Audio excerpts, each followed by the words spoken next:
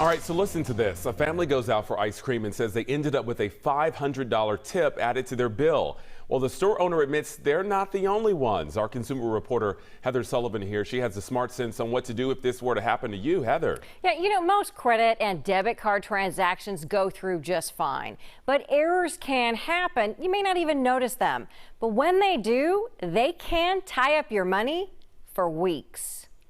Then, I was pretty livid. I say, no. It's not going down like that.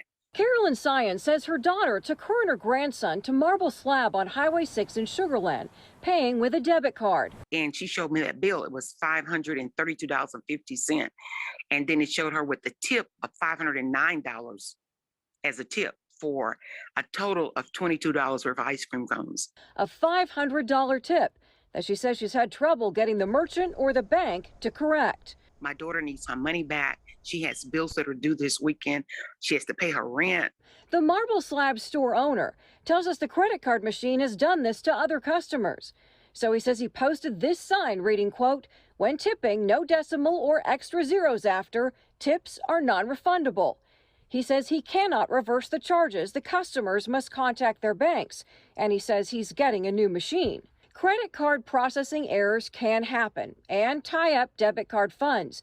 Many Meijer grocery shoppers around the country say their debit cards were charged multiple times for the same transaction. It took weeks to clear up.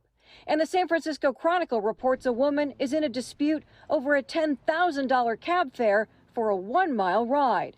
So what can you do? The Consumer Financial Protection Bureau says notify the merchant and the card issuer in writing immediately. So the earlier you identify the issue, the better chance you'll get your money back.